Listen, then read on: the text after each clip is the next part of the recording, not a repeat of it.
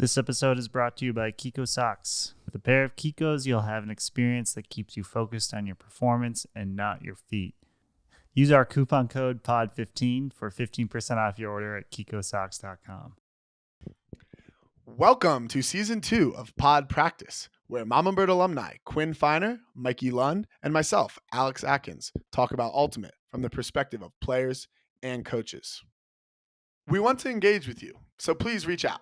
Say hi, ask a question, give some feedback. We look forward to talking with you. To reach out, follow us on Instagram or YouTube at podpractice_pod.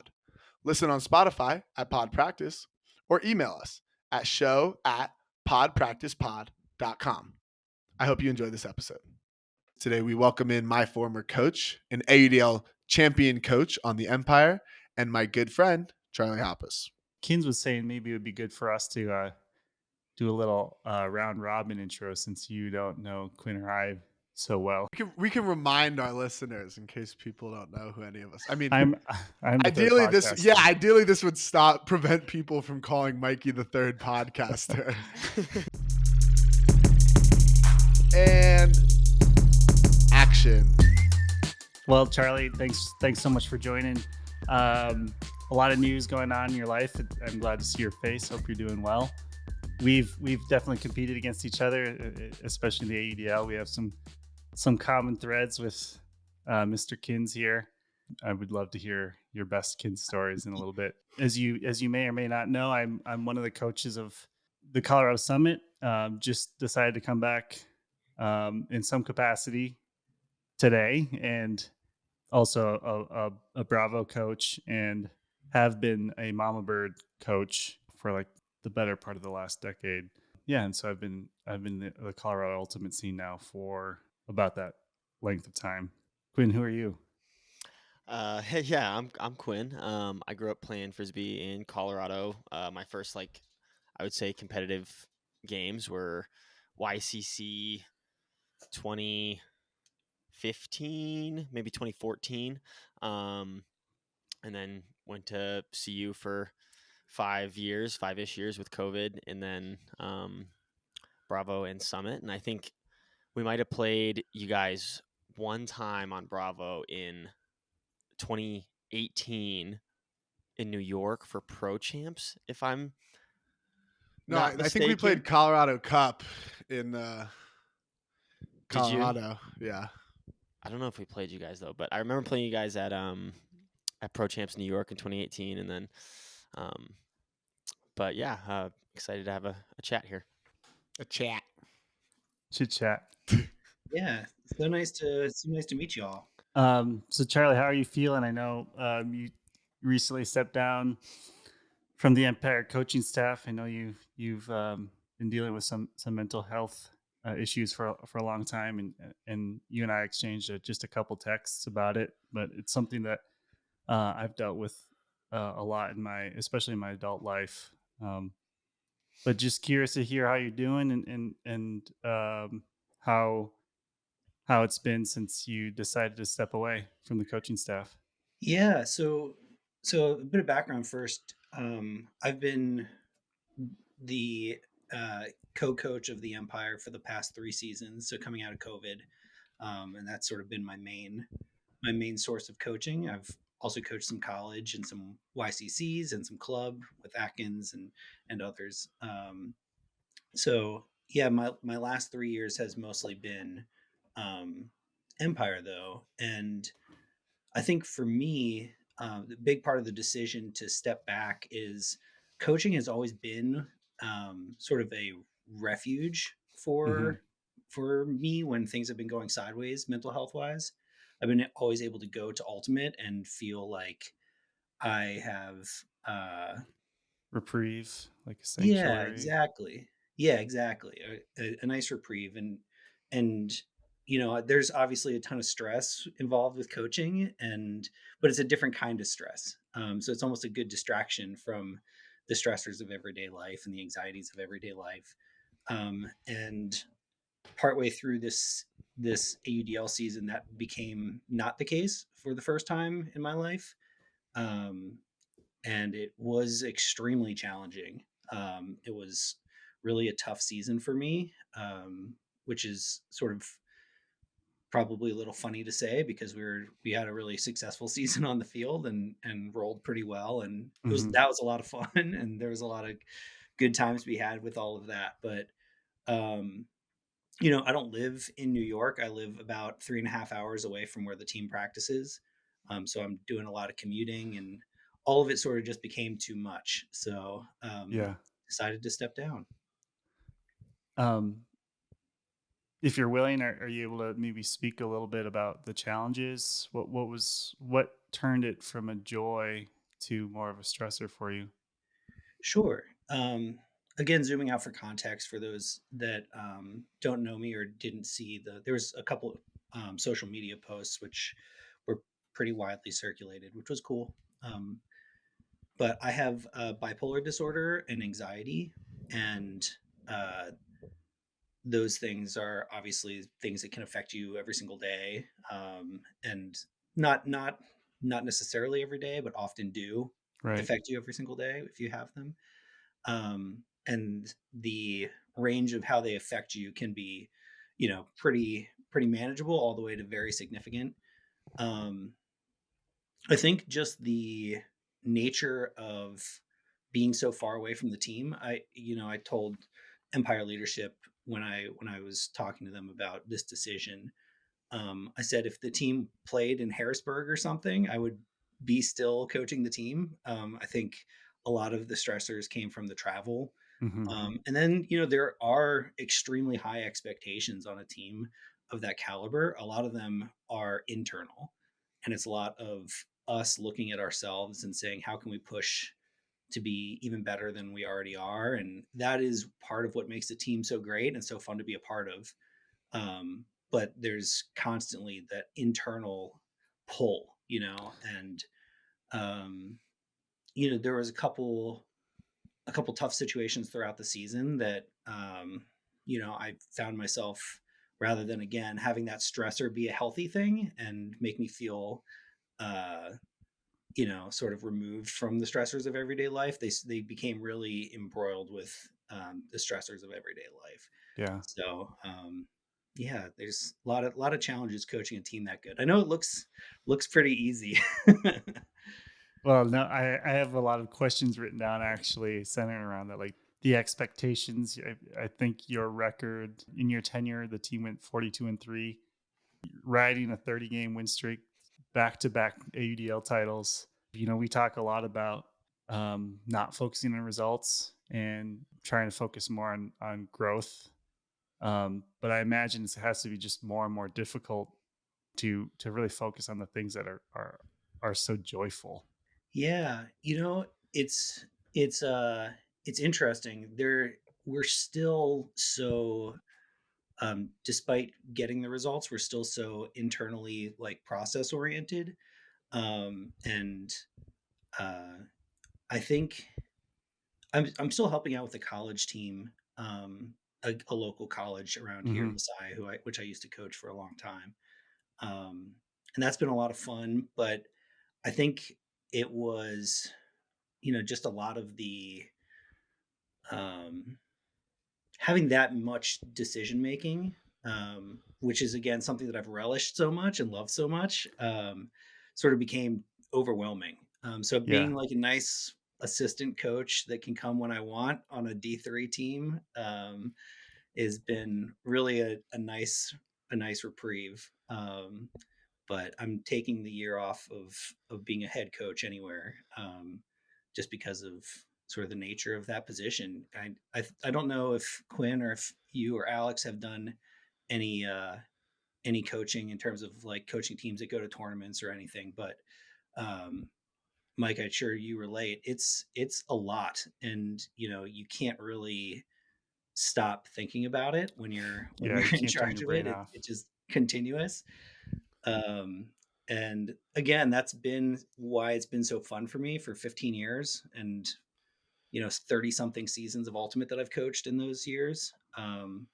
But it also became sort of the thing that's was dragging me down. So um, a life change, a big life change. Yeah, this is something I can really relate to. These these two guys know for sure that I think I struggled with my joy in the last year a little bit, trying to manage all the different teams. Um, you know, it's something that you love so much. It's crazy how it can become the source of stress at times. And for me, the like not even just the expectations of winning, but the pressure of like feeling that I need to be at my best for the team. I need to be the resource that they can lean on at times, or have the answers, have a good plan in place, just being that authority, I suppose. And it's something that definitely does not come natural to me. I don't know if it does for you at all, Charlie. Yeah, the style of leadership that I try to follow has been called servant leadership, which is doing a lot of uh, asking people what you can do for them, and Hmm. try to support them sort of like from the ground up. And I found myself just not having the bandwidth to do that, and not having the sort of the legs, so to speak, to get that done for everybody that asked for it this past season and everybody that I wanted to give it to. And that was weird for me. That has come naturally to me in the past, and to not have sort of the juice was Right. strange and upsetting and frustrating. And yeah, yeah, it was again just like a big struggle for sure. So was it like when things weren't going well, like what were kind of like signs, I guess, that you felt like it was time to maybe take a break for a little bit? Like what were some of the bigger differences, like from the beginning of the season towards the end of the season when things were more um difficult? Yeah, for anxiety in particular, the signs are are shockingly and alarmingly obvious. I was just having like multiple panic attacks a day, which is just like untenable and extremely unhealthy, just physically unhealthy to say nothing of mentally. So there was a my brain was screaming at me like, you are not in a good place. This is where you are now is just an unhealthy place. um, and so definitely that was new. And again, usually coaching is a place where um, I get sort of the stability when things are going sideways. So to have things go sideways in that area was especially destabilizing, you know. Um, I don't know if that answers your question. Yeah, it does. And then I guess like what do you what's your plan now kind of for going forward now that, you know, I guess there's a big like hole in your life that you'll be filling with other activities, like is it kind of just like, are you going to take it day by day and just kind of see what happens? Do you have like ideas of what you're going to be doing going forward? Yeah, I'm not in my mid 20s, but I'm having a crisis as well, also. Um, and I think for me, it's frisbee has been in the center of my life for the last 15-ish years. Hmm. And so to I'm not leaving frisbee. I'm not even leaving the Empire. I'm going to be working in their front office, and um, I don't know what that looks like quite yet, but I'm excited to still be involved in that organization. I'm working with the Arizona Sidewinders of the WUL, in their front office, and doing some like behind the scenes strategic stuff for them. And I'm really excited for that. That team is so fun to watch. I think they led the league in blocks last year, and it felt like they led the league by 30. They were everywhere. They're so fun. So they're still, and then helping coach at Messiah. So there's still some frisbee. I'm playing in local leagues, but it's Hmm. not going to be the middle of my life, and I don't know what that looks like. And it's a little bit scary. It's been my identity for so long, and I think all of us at some point have to sort of face that. And with ultimate, whether it's our playing careers or just with the sport in general. And I don't know, I felt like that was like a decade away for me from being in that place, and then it came very very quickly. So I don't think I'm necessarily done forever with high level coaching. I hope not. That's not the plan. But what do I do in the meantime? I have no idea. Like, get in shape, read books, try to better myself. I don't know. I don't Yeah, the know. world is your oyster, and now you have, like 6 hours of driving on most days that you will be able to fill with other things. And I know that's crazy because you were doing that when I was on patrol. You were driving a couple of hours to go to patrol practices. And I mean, that's just so much time. I can't imagine the amount of time you've spent driving to practices as a coach for different teams. It's a lot. I think um I'll round down because I don't want to oversell it, but I think I put something like 12,000 miles on my car each Empire season. It's just a lot. Goodness. It's a lot. That's so much. It's so Yeah. much. Um, Um, it, Charlie, stop me at any point here. I, I, I relate to so much of what you're saying, and um, I don't want to compare like my situation to yours at all. Um, like one thing that I thought of or that helped me, I think so in 2010 especially was really my lowest point, I would say, when I really struggled with depression and some, without going into detail, some like abuse of controlled substances. And um, a good friend of mine, he did give me the best advice at the time. That was try not to put all my eggs in one basket, more or less. Like at the time, I think it wasn't just frisbee. There were like maybe one or two things in my life that were just too important. And taking a step back, what that did allow me um, was to find other things that I really loved. I think that was probably when I found my love for fitness, actually, and now I love to work out. Um, I'm a huge anime nerd. I always was, though, like even before then. But it allowed me to sort of dive deeper into other things that were fulfilling for me. So actually, when Kins and I talk about this sometimes, and sometimes with Quinn too, about what would I do if I wasn't coaching or involved in Ultimate, and because it is a struggle for me as well. I think Kins sometimes asks me, "Well, what would you do?" And I'm like, "Dude, there's so many things that I could do," but fortunately, at this point in my life, like I've been able to sort of discover that. Um, but there was a long time when I didn't know, and it was super scary. And I think that's something that athletes go through a lot as well. You hear about that with like professional athletes who retire. Um, they don't know that's been their life purpose from maybe as young as like 5 or 6 years old, even. yeah. It's like I said, and to your point, it's so destabilizing to lose something that's sort of at your core. And again, even though I'm not replacing it fully, I'm removing it as the core. And Right. Alex, you said the world is my oyster, and it feels that way. It feels like I can do anything, but sort of having that much of a and right now I'm unemployed too, so I feel very just like excited for what is next, but also a little untethered. And I feel without routine, and some of that stuff is a real challenge for sure, especially with mental health disorders. Routine is so critical. Oh yeah. So to be missing that routine is, again, just another destabilizing thing for sure. Yes. I think the people closest to me know that I tend to lose my temper a lot when they get me out of my routine, and Yeah.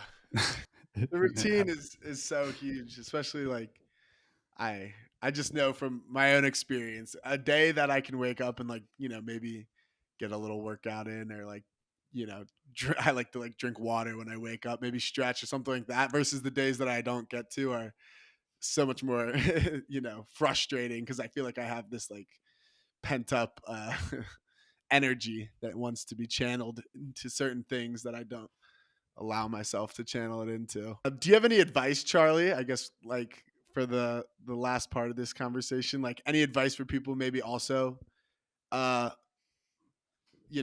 feeling overwhelmed by whether it's ultimate. I assume most people listening to this, it would probably be ultimate, but maybe not. Maybe it could be anything. Maybe it could be a different job or something like that. But any advice in terms of, knowing when to maybe take a step back or how to listen to yourself and know what you need and those kind of things? Yeah, I think that's basically it. Is listen to yourself and do what's healthy for you, and even if that is scary. I think that applies to a lot of things: jobs, relationships, certainly Hmm. things with ultimate.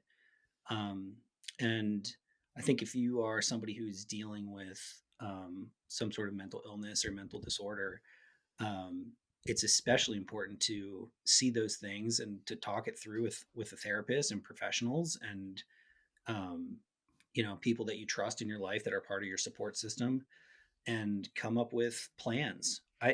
I'm very much, I like to think that I'm a free spirited kind of person, but when it comes to my mental health, I have just a ton of plans to make sure that if things ever do go sideways, I know that I will be safe, and that I can make it through that bad day to the next day. And um, that looks different depending on where I Hmm. am and what I'm doing, and sort of what the context is. But having those plans are it's really important. So having those people that uh, you can trust Hmm. in your life, again, hopefully having some professionals as well, and making plans and talking them through, and then coming out with what's best for you. Um, that's what I did. I don't know if it's the right thing. It feels like it's the right thing. Um, I definitely don't have all the answers, but it's the right thing for me for sure. Nice. Totally. And I'm so glad that you are able to focus on yourself and that you are focusing on yourself and your own, what's best for you. And hopefully, like you said, it's a temporary thing, and you can get back to what you love, hopefully sooner than later. Yeah, Yeah. Um, whatever and that looks like. Yeah, it is so exciting. Like I'm getting a little excitement for you because I know that unknown is definitely scary, and I think that's the nature of it because feeling certain about something is a very comforting feeling. But wrapped in with that fear of the unknown is also such an excitement because like new things and the possibilities for me at least like that's such an exciting prospect. So I'm excited to see where it takes you and where you'll end up on the other side. Yeah, thanks. I'm looking forward to it. It's going to be an adventure for sure. For sure.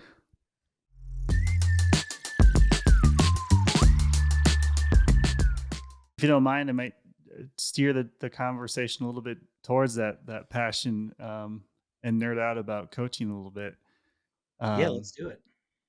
can you talk a little bit about what it was like coaching the Empire the last couple of years, and in particular, like what your specific philosophies were for the team, especially with such high expectations and so much talent, and maybe like how you managed the star power, and how you called lines? Sure. I think I try to answer that in a couple different ways. Yeah, you I just think snuck so many questions into that. I like how you snuck in and called lines because we were talking before, and I was like, calling lines. I think we could have our own episode about of like the different perspectives there I have are a lot of into how I to have a lot call a of line. And questions. you go, hey, what it was like coaching up and call lines. Okay, ask just me answer all that. ask me Just give me a the line calling question again in a second, so I don't forget it. Because I would love to talk about that.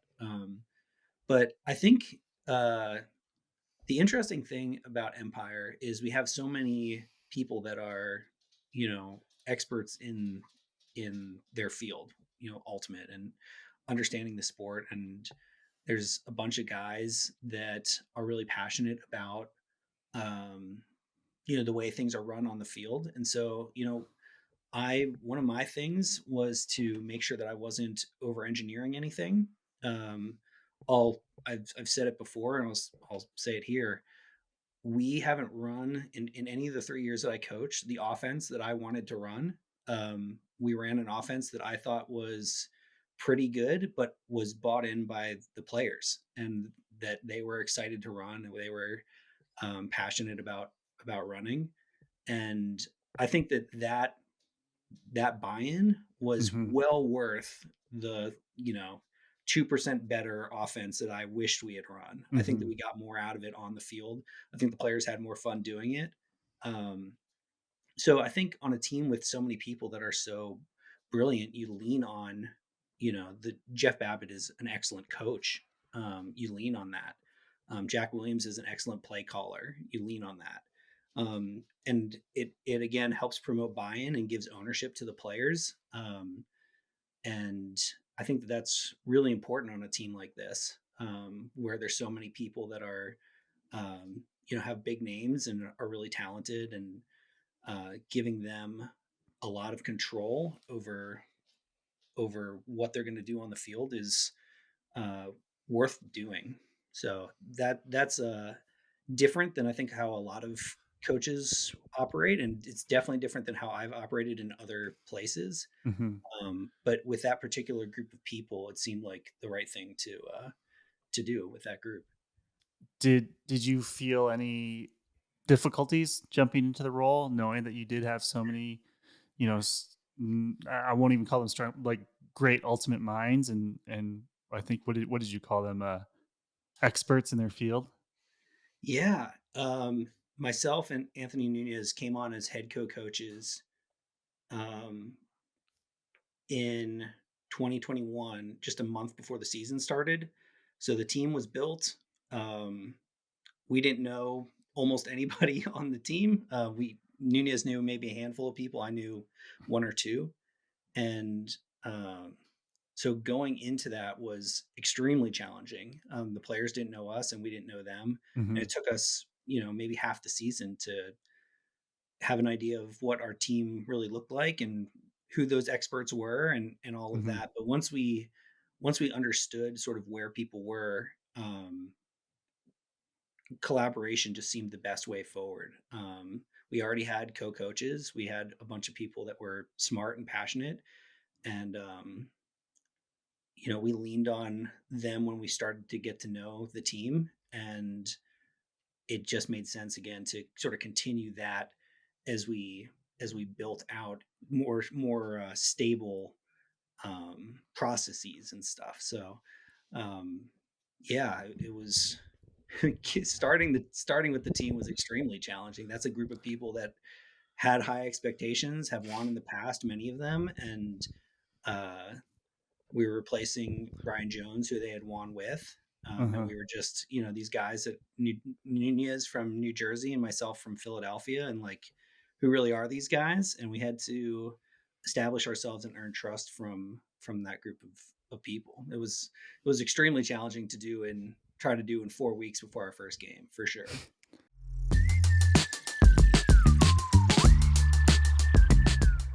Did you ever was it ever hard, like, with all the talent on the team? Did you ever run into the problem of, like, feeling like there were too many people giving I don't know, opinions and So I think the when you allow for collaboration, there's always going to be people that might want to take a little bit more in certain moments. Um, and I think that for myself, that's something that I do well is, hey, we've talked about it. We're done talking about it now. Here's the decision that we reached. Not everyone's going to be happy with every decision. Here's how we move forward. So were people frustrated by that and angry with me? Yeah, for sure. Like every time that we came to that conclusion. But that's part of the job is, as collaborative as you want to be, somebody at the end of the day has to say, this is how we're going to do it. Um, and for the most part, it was, this is what you all want. So this is what we're going to do. Um, but in particular with personnel, sometimes that was, um, challenging, putting people into spots where we thought that they could succeed, which sort of turns to that line calling question for sure. When you came out here to Colorado, did you tell Yacht to get into Kins's head? I heard that episode. I definitely saw Atkins give me the double bird and yell at me. I Um, don't know if I double birded. you're screaming at me. And I was just like, what is he yelling at me about? I just saw you before the game and like things were nice. So I was like, what is happening? No, there was no scouting report on Alex Atkins, the head case. That was not something that we said. I don't need to tell Ben Yacht to talk trash. He is an expert in his field in that area for sure. So no, that was not instigated by me. I did get the brunt of Alex's frustrations at the beginning for it. After Holmes said the same thing, I was like, this was plotted. This must have been a schemed. It very well may have been, but I'm saying that it wasn't. I just assumed in the heat of the moment. It's kind of like when you're upset about I learned this phrase recently, like called displacement, when you're upset about something else and you displace your anger into like someone you're more comfortable with, like kind of like if you're like angry at something at work and like you take it out on your like significant other and you like get mad at them. So it's like I was upset and I knew Charlie the closest on the other side, so it's like, you know what, fuck you. There's just all of that frustration at like being yelled at by Yacht. The whole point went all on Charlie and a little bit on Yacht. So it didn't hurt my feelings too bad. You and I've had run-ins when I coached you. You know, I was thinking about this in preparation for this. I think one of the last major blow-ups that I had on a player was with you. Of course. I remember the exact. It was a bad day. I have a reputation of being pretty even-keeled at this point in my career, but when I was a young coach, I used to really get into it with people. And it was a bad day. We were playing earlier in the day. We were playing the Condors and all that like side stack separation that they just run and get Travis done in space and then just like look for a deep shot again and again and again. And we kept, for whatever reason, despite instructions otherwise, we kept pushing people out. And so they'd score in 2 or 3 throws just again and again. And I won't say the players, but we took a timeout. I very sternly said, like, you know, what the fuck? Please push underneath. Like, we gotta, like, I don't care if they score. I really don't, but they gotta score in 12 throws or 15 throws. They can't score in 3 throws. And the very next play, somebody pushed out and they scored in exactly 3 throws. And I called another timeout and yelled at everyone again. So it was already a bad day. And we were playing Temper the next game. Oh, boy. And those Temper games were rough for me as a young buck. Very rough. Yeah. Well, so we were playing a zone and somebody caught the disc near the sideline on Temper and you were on the mark and you said check feet and they kept playing, and instead of calling them out or anything, you just stood there and just were like, but check feet. And they just kept playing and I freaked out on you. I just got so angry. So again, speaking of displacement, I was mad at this other person for getting beat deep after and took it out on all right. Poor 18-year-old Alex Atkins. Right. So what I'm hearing is Temper was cheating. And yeah. That's seemingly that's one reading of it for sure. That's funny. I don't remember that. Alex is the punching bag for the world. So, whether or not he likes it, it's going to continue to be that way. It reminds me of another conversation we've had where, like, I guess those interactions for me now are so common that, like, I don't remember like that interaction at all. Like, even the whole check feet thing. I mean, I don't know. I was younger. I don't know what exactly. I remember like other funny memories of like those games, but that one in particular, I don't remember. I was so mad, and it wasn't. You didn't really do anything wrong other than not continue to play, and I just like blew up. I was just so mad about the Condors game beforehand. So yeah, embarrassing. Does not a good moment for me. Not a good look. You didn't do anything really wrong. No, Uh, I disagree. I think we need to form our own support group of people who have had to coach Alex Atkins. It's there's a lot going on, you know. There's a lot going on always. I guess I was probably just stood there. Like, did they like throw it and I probably just completely stopped playing and then they went oh and yeah, scored. yeah. No, they went like 30 or 40 yards downfield before you started moving again. They were gone. They were gone. That's funny. But you were great for those patrol teams when you were like, I think you were either 19 and 20 your 2 years, or maybe Yeah. 18 and 19. Yeah. But we would give you, this is how, you know, I can defend my not calling you a head case. We would give you the Kurt Gibson matchup or the Simon Montague matchup, and those big handlers or initiators, and trusted you with those matchups at that age, and you did so well. You're such a good defender even back then. And then in 2019, we moved you to offense, and you were great with that too. So yeah, you were great. You were good even back then. You've been great ever since. Just really blossoming at that time. Charlie's doing a little 4D chess right now, just inflating your ego. We don't need that. Well, let's get back. Yeah. Let's get back to you, Charlie. Though I am curious to hear about your maybe your line calling philosophy, and I actually have a question specific to lines, not about how you call lines, but have you ever thought about in the AUDL calling lines based on minutes instead of points played? So my first year coaching Empire, we had those little like GPS trackers.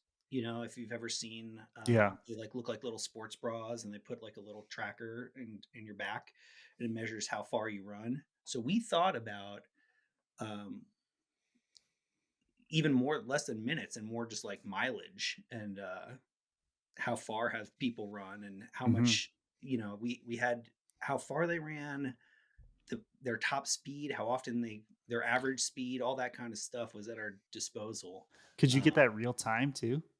No, we did not. I think we probably could have got it in real time, but I never had access to it in real time. But that was something definitely that we took a look at and was fascinating, but we never did anything with it. In part because, you know, there's some guys on that team that are just major innings eaters. Like Ben Yacht, you can just play every point, and you know, like anybody, if you play anybody too much, their value will depreciate. But he will run his butt off every point you put him out there. So you know, that's really kind of what we do with Cody Spicer. Yeah, well, that's a Cody's so good. Yeah, there's, and you know, Jack sort of similarly. You can plug Jack in sort of any of the three layers, and sort of let him do work. Put him on a D line, put him on an O line. It doesn't really matter, and he can just kind of keep going. Which is, but what do you define as the three layers? Sort of that handler layer, that middle connective piece layer. Some people call it hybrid. I've sort of lost a terminology for it anymore. I just say like connective layer. Yeah. And then the downfield. Jack's good in all three of those. I mean, that's maybe underselling it pretty significantly. Jack's incredible at all three. At all of them, yeah. Yeah, yeah. But yeah, so line calling, I think the most important part about it, at its base, is you're trying to put people into positions to succeed, and you're trying to do that relative to the rest of the talent around the roster. So you know, somebody's best place to succeed might be, you know, O-line initiator, but we've got a couple other O-line initiators, and so the best spot for them next from that is a D-line handler or something of that nature. A good example of that is we had Oliver Chartok. Is he the big one or the handler one? He's the big one, and he was handling for our second D line, and also filling in as a cutter on our O line whenever anybody went down, or I he think he was sort of played our O out here. I think somebody had a game day scratch. I forget who it was now. yeah. Who was that? Somebody didn't go on the trip. I think Charles Weinberg maybe didn't go on the trip. That sounds right. So we had Ollie play, and he had never cut, to my knowledge, prior to this season. But it was just, again, sort of, we think you'd be good at we think you'd be good at this. Do you mind giving it a try? Um, I think when people think about sacrificing to be on a team like Empire, they think a lot about, like, well, I have to play D because our O line's super talented, and that kind of sucks for me, or whatever. But I think there's a bunch of guys. Jeff Babbitt prefers to play defense, so him going to offense last year and this past year was him sacrificing because he was doing something that he would have rather not do, um, for the sake of the team. And same thing with Ollie. I don't know if Ollie prefers handling or cutting, but we asked him to do something unique, from what he had been doing and what had been his strength for the good of the team. So there's a lot of, I think people talk a lot about the personalities and the egos on Empire. But there's a lot of selfless people that just like want to win and will do kind of whatever you ask of them if they think that it will help us win. So it's usually pretty easy to sell them because you look around at people like Yacht and Jeff sacrificing themselves, and it's hard to then bitch about your own role. Right. If Ben Yacht is sacrificing, like, you need to also sacrifice. It's Right. just, that's the nature of it. Yeah. Was that the thoughts on? There was a couple seasons there where Yacht played like mostly D. Was that just the situation there, or was there more to him kind of taking a more of a D line role? Yeah, we swapped Jeff and Yacht, and again, it wasn't you know my decision or anything. It was something that was talked through with the people involved, and everybody sort of involved said, let's give it a shot if that's going to help us win. But the reason for it is our offense over the last couple of years has a bunch of people that are excellent uh, cogs for moving the disc. Um, Saul, Rushmeyer Bailey, and Elliot Chartok, I think, are super underrated handlers at just breaking the mark and being open for resets and getting it up to that next level, that connective tissue layer. And then Hmm. waiting that connective tissue layer is Osgar and Jack and Charles Weinberg, who are, Charles, again, very underrated. Holy, Would I be a mean, when he pleasure played for asking. Minnesota, he was, I mean, he's still very good, but just like clearly in another class, like a very underappreciated player. Yeah, he'd be a number one option on many teams for Yeah. sure, good teams. Um, and so, you know, Yacht is sort of just has this endless motor and has a different level of throwing aggression, that was a luxury. I mean, it was great to have, but it was a luxury. Um, And maybe more and suited for what the D line needed. yeah, precisely. Like, if we could have that motor on a turn, I mean, it could change the whole line and help us convert those breaks. In the meantime, like, Jeff could do some of the stuff that Jeff's good at, creating space, just like being terrifying, and so people back him by a million yards, and um, 100% completion percentage one of those years. And so it made True. sense going both directions.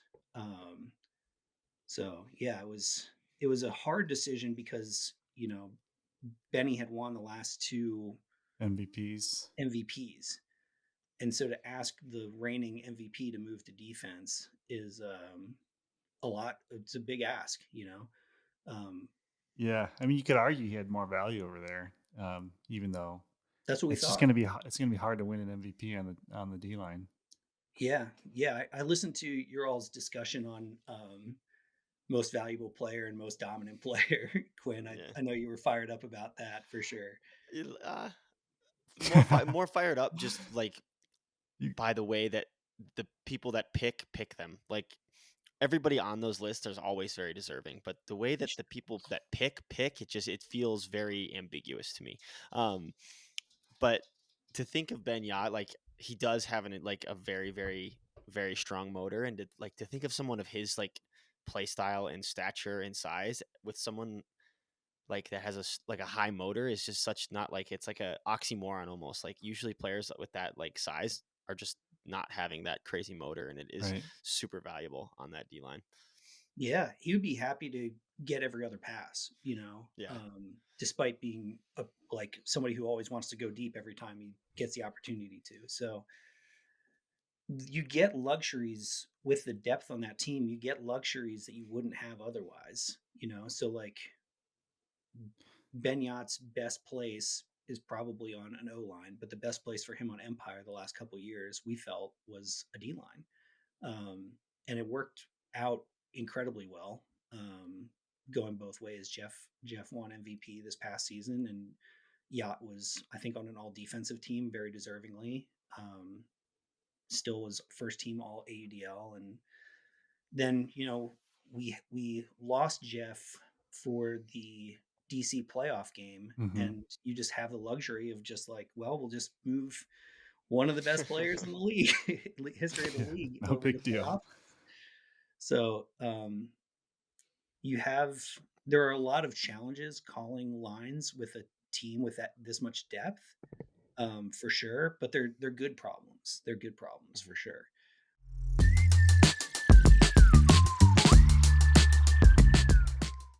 Yeah, I'm kind of curious on this. Like, it's kind of a line question, more like timeout based though. Something that like I think that we've struggled with as a new AUDL organization is like how to utilize our timeouts in the best way possible. And I feel like we haven't really done a good job of it our first year or last year. So, kind of like, what's your philosophy on timeouts? When your D line gets it, like just in general, what's the philosophy beyond using timeouts to get different lines out to different personnel out there? Yeah. It's a blend of a science and an art for sure. Mhm. There's definitely times where you should definitely take the time out, and there's some times you definitely should not take the time out. But there's a ton of gray area in the in betweens.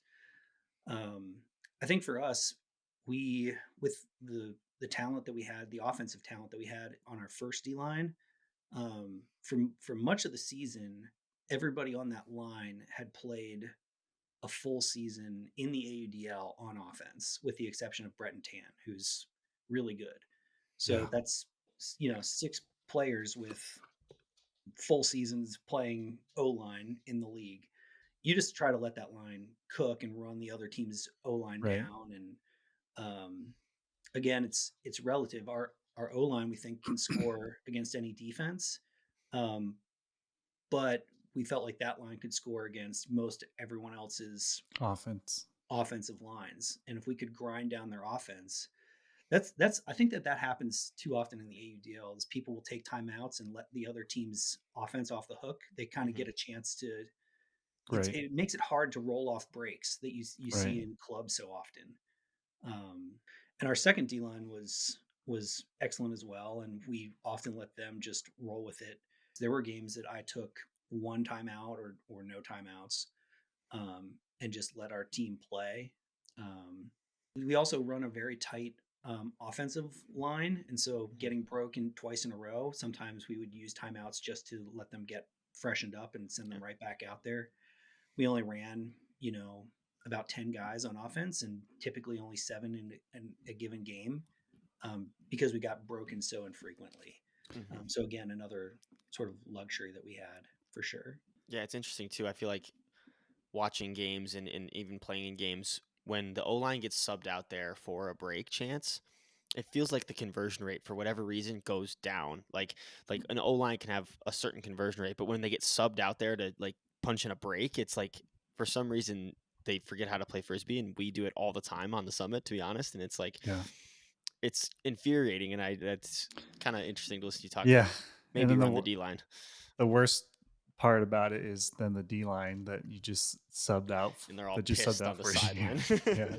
And they have to start from a stop disc, which Mm-hmm. sometimes you don't normally start from a stop disc on offense. You get to Those get it from a pull fast and go in, and other times you're so stagnant that it can maybe. Yeah, we love throwing it to a sideline and then calling a timeout and being Yeah. like, okay, go ahead. Well, because normally you're like, oh fuck, we're on the sideline, burn it. Timeout. That's definitely tried to over the years get better at letting our D line get it off the line and then burning a timeout. Even if Right. I felt like we're definitely taking a timeout here, Mhm. it's like let's throw one swing pass. Just to your point, Quinn, I think so often people come in and they face a set up defense, and it's hard. A lot of teams have, um, when the disc is coming in that exact situation, when the disc is coming in on a sideline, sort of like plays and junks to gum it up. So it's hard. It's hard. Did you ever consider calling a timeout for momentum? Like I was watching an NBA game recently, and I know they do it just a lot more in the NBA. Like I feel like a team goes on like a 9-point run, they hit like a big three that they maybe wouldn't have hit. Like it's just a big shot, and just immediate whistle blows. We're going to commercial Stop the break. bleeding. Yeah. Like, do you ever consider using them in those kind of situations? I can only really remember doing that once with the Empire. It was our playoff game against Atlanta in 2021. We went down big. We were down 5 or 6, I believe, and we took a timeout to sort of let everyone just Feel it. Get recentered. shake out of it. And when you're a coach, things that the players do make you look really smart or really dumb. And it's not really, you don't actually have any control over it at all. So in that game, I don't believe we got broken again after that timeout call. So I felt really smart. Vindicated. Yeah, I felt very vindicated. There were a couple people that were mad, that I quote unquote wasted a timeout when we were down so many breaks, but I just felt like it was needed. Yeah. But no, if there was more timeouts, if we if we did have more timeouts, I would use them a lot more liberally for those reasons. Maybe we should get a couple. That's a tough one because it'd be cool, like after a big sky, quick blow the whistle, even it up. But I wonder why there's so many more timeouts. What justification the NBA used to start giving each team? I mean, how many timeouts do they have? Like, I think it seems like they have like the 20-second timeouts, and they have like the longer timeouts too, I believe. And like, I don't know if they still do that, and there's like a handful of each. Like, just be interesting to know that kind of stuff. Yeah, I'd be for it, honestly. I'd be for having more timeouts, whether or not I use them. I think the pace of play is still very, very high in the AUDL to where it's like not disruptive of the flow, especially compared to a club game where when like it's a stoppage every other point, especially as you get, or every other throw, honestly, especially as you get towards the end of a game. I think another thing that would encourage those sort of between point timeouts would be, they did it in Major League Ultimate back when that was still a thing. But if you took a timeout after scoring, you got to pull from midfield, and sort of, and they also coupled that with the Callahan rule, where if you get a Callahan, you get pulled to. Like a safety. Yeah, exactly. So that definitely, you wanted to save your timeouts as best you could for between points, because you might be able to go on a little bit of a run. You get your hold. That's interesting. You get a break with a Callahan, and then maybe you get pulled to again. So really interesting idea for sure. Maybe it should be where if you just pull it out the back, they have to take it on the back line. Even in the air. Even if you throw it out through the air, they have to take it on the back line. You would like that. I would like that. That'd be funny. I have another question about, real quick, about, it's kind of on the line things, and it's also, but it doesn't necessarily have to be pertaining to lines, but like when you feel like it's time to move on from a given idea and when you should just keep persevering with that idea. So like, let's say you're trying out someone new on the O-line and, maybe it's not going well after like a game or so. Like, is it time to scrap that move, or do you, keep pushing and see if it's going to work out? Or maybe if you're trying a different defense that you've been practicing a little bit and, it's working, it's not working, and like when to stick with those ideas and when to scrap them. I don't know if you have any like philosophies on that. Not hard and fast ones. I'm thinking of a couple really wacky ideas that we tried out. Our O line in particular would occasionally just like, we're gonna try doing this thing that no one's ever done before, and it would be incredible for like 3 reps in a row, and then the defense would be like, oh, you just stop it by doing this, and they're like, oh, that's why no one's ever done it before, because it doesn't work if the defense knows what's coming. So we definitely would tinker all the time in terms of like when to pull the plug on something like that. Again, it's like a major feel thing, and it's also, it depends on how much of a carrot you have. So like, if it's super beneficial for that thing to work, you might give it a longer leash in just hopes that it works because you need it to. If it's something that you don't really need and it's sort of window dressing or something ancillary, you can pull the plug on it pretty quick and not feel like you're hurting anything. We spoke to Bryce Merrill last week.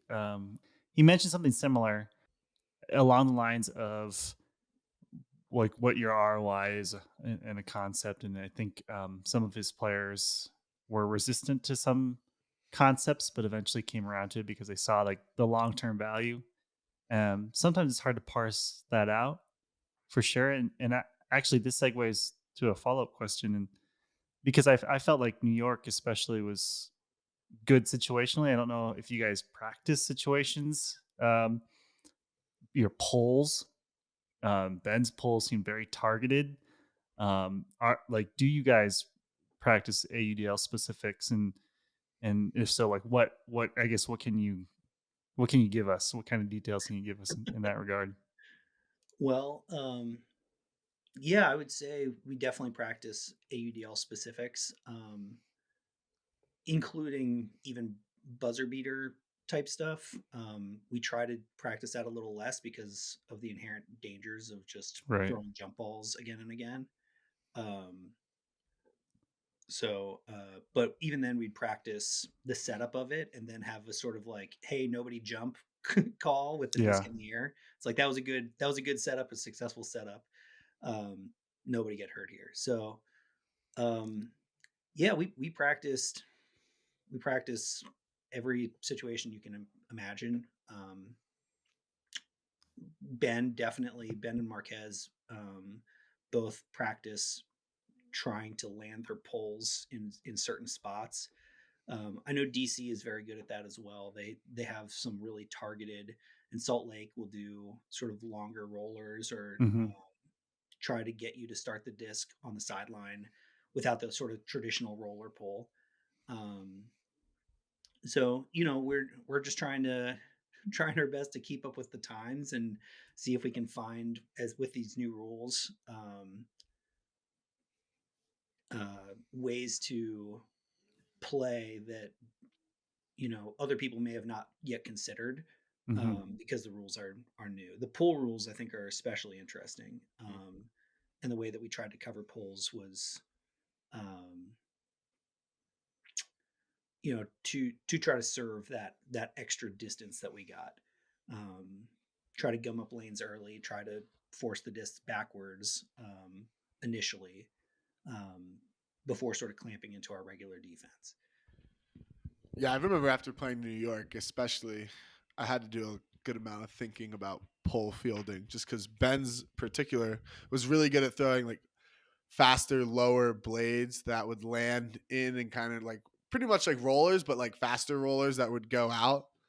And he was really good about it. You could tell he had just thought about it, and it's super effective. And that kind of spurred me to be like, yeah, we need more than like in club, everyone just has one person field the pull. And on the 50-yard AUDL field, especially now that they're pulling from so close, seems like that's not really an option if you want to have good pull fielding. Yeah, it's because it's closer, and it's what, like 10 yards closer than a USAU. Yeah. It's a Uh, 60-yard pull, right? I think that's right. We're professionals. We should know this. Where do you pull from? Where were we pulling from? The 20? The brick. Was it not the brick? Yeah.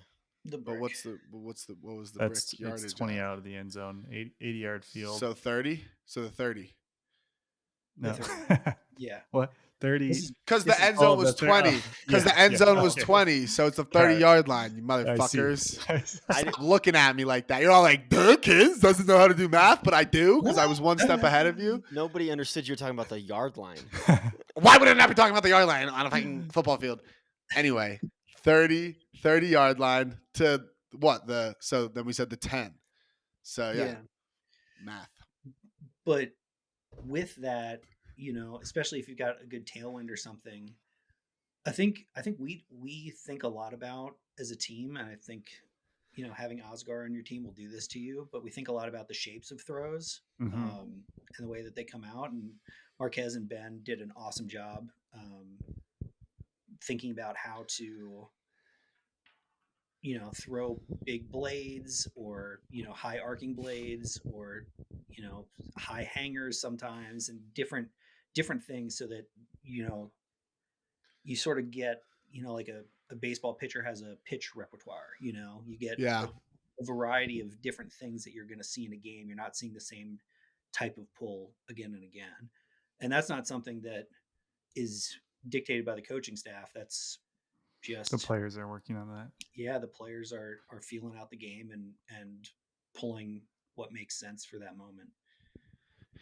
Yeah, the part of me that wants to play D-line really focuses on the point of like pulling every time, because that's would be so like, I just feel like it's such an under practiced part of the game that In club too. and all of just an ultimate in general, that like if I could focus a lot on just pulling, it would just, it kind of like that prospect excites me, because I feel like it could have such a big impact.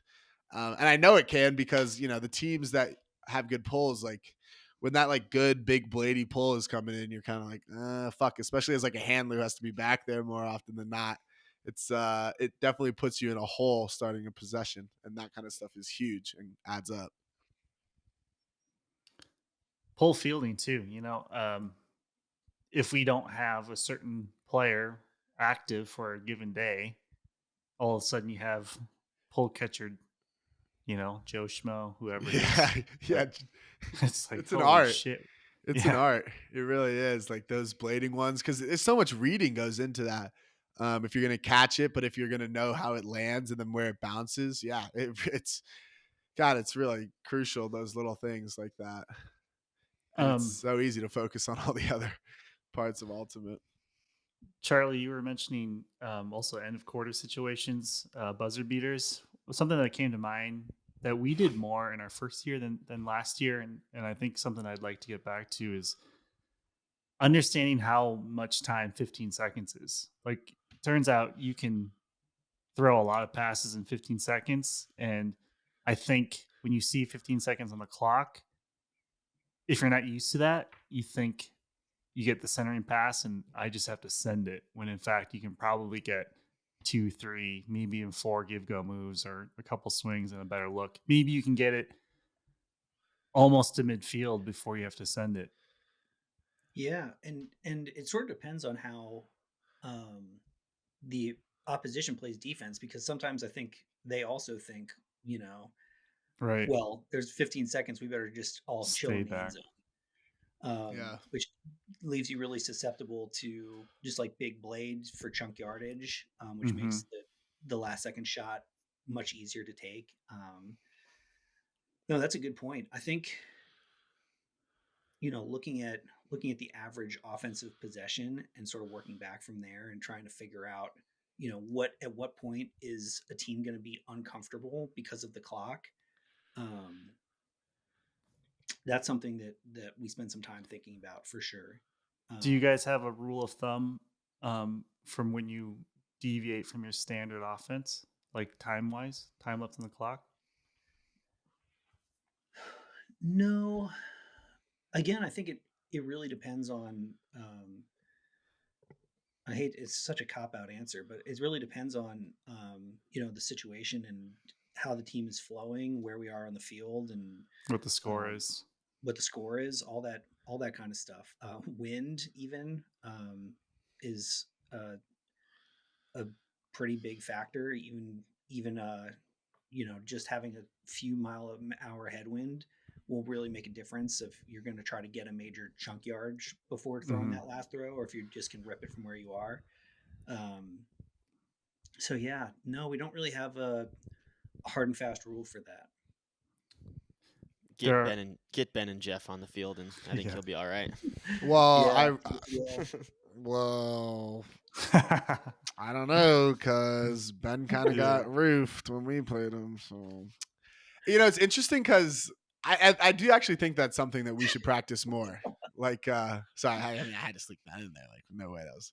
But because I saw, I don't know if you guys saw, but Alabama had a crazy win over Auburn. They converted a 4th and 31 to win the game, and Saban was like, "Yeah, we practice that every Friday, actually." Yeah. So something that's kind of interesting, and I think another thing is like, yeah, we all played a normal ultimate point a million times, and like I know for me personally, like a lot of it is like that internal feeling. Like, sure, you can go up and check a clock, but the more you've practiced it, the more my body kind of knows naturally how 30 seconds feels and what 15 seconds feels like. And I think that kind of repetition and experience, like, is definitely an interesting topic for teams and like how they want to weigh, what they're practicing on and what you're allotting your practice time to, because those kind of situations, like they feel like they're not going to happen as much, but at the same time, they can also be the moments that are most crucial in a game. Right. So it's pretty interesting. We had I couldn't agree more. I totally agree. Um, I think an area that is underrated that we've been especially good at the last several years is that putting pressure on uh, that 15-second left offensive point when you're on defense, um, and just trying to lean. People are ready to throw turnover because it's 15 seconds left. They know that they've sort of got free reign to take some risks. I don't know. Speaking of football, there was a Hail Mary at the end of a half in the last week's games that was Yeah. intercepted and run back for a touchdown. Yeah. We've had that. The Jets versus the Dolphins. Yeah, that was tough. It's We've so had bad. that. We've had that, 4 or 5 times in the last year and a half or so, because we know sort of where to put pressure. And by we, I mean the individual players. This isn't even something that we necessarily practice, um, but where to put pressure um, on the disc or on particular options to force turnovers and then just like immediate counterattack. Right. Right. Um, That's such a backbreaker. If you Yeah. think that you have the last possession and all of a sudden turn it over and get broken, that is the absolute worst. we did it this past year off the top of my head. We did it with something like 5 seconds remaining against Philly. That was really tough. And then against DC in our playoff game. And that Philly game was a 1 point game, wasn't it? Am I right? This was the game that we won by a Oh, bunch okay. at home. The Philly game on the road, they played great against us. They sort of just shot and shot and shot and Yeah. didn't miss. Yeah. I'm wondering, like, now talking about practices, like, what did the practice schedule look like? Like, how often did you guys practices, and what did you tend to focus on at practice? Like, what was a typical practice format? And also, is your practice plan something that you would think about at the beginning of the year, and you would have like a month or two where you knew you were going to focus on this, and then a month or two where you're going to go on this? Or was it more spur of the moment reactional to what was going on in the season in terms of like, you know what, I think we need to work on this. So this is, what we're doing at practice this week. That's a great question. I think that to start the season, like in the preseason, we've got a pretty strict syllabus of like, you know, these practices are reset focused, and Mm-hmm. these practices are defensive system, like defensive 101, how we're going to play defense this year focused, and you build from your fundamentals and your foundations up. um Once the season starts, I mean, we've got people coming in from Boston, and New Jersey, and in previous years Philadelphia, and I'm far away, and so we practice once once a week, and just for 2.5 hours. And so you don't have a ton of time to really dig into stuff. And so the way that we found was most effective to package it is talk through some things, um, either ahead of time or at the beginning of practice, and then run scrimmages that were sort of themed, Mm-hmm. to drive those points home, and sort of emphasize those moments. So sometimes the scrimmages were, 4 minutes on the clock. This is Mm-hmm. how you finish out a quarter. Sometimes it was 45 seconds on the clock, but it was a lot of play focus because of how little time we had together. It's so different from club. Right. With club, you get these 4 or 5 hour practices if you want, or you know 3 hour practices, but you get a couple on a weekend or whatever it is. um Yeah, it's once the weekends season just aren't starts, available during the AUDL season. it's so hard. Um, are they typically 7v7 scrimmages, or do you mix that up as well? I think I know that we definitely talked about the occasional like throw an eighth defender out there. I don't remember if we actually ended up doing that or not. We didn't this past year for sure. But typically, yeah, 7-on-7. We do in our warm-ups, we do some small ball, Mm-hmm. sort of just get some touches, play some threes. But Um, no, usually not a specific focus until sevens. that's right. Would you have a ref, or would people call their own stuff like club? We some of the most contentious parts of practice are, we have one person calling stalls. Mm-hmm. Um, Beyond That's that, it something was sort of, we go back and forth on a lot. yeah. Beyond that, it was sort of like call your own, and then the community gets to weigh in and shout people down. That no way that gets called in a game. So a little bit of chaos, to be honest with you. Probably not my favorite part of practice, and probably something I could have done better with. I'm right But there that's with you, how it man. worked.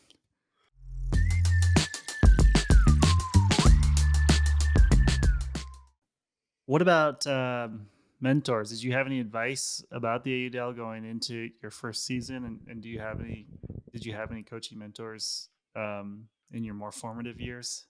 Not when I was young, I didn't really have anybody. I had some captains that were really formative to me. Chris Schulze, at Messiah, was a major voice. Ryan Vance, and some of the people in the Mid Atlantic with Medicine Men.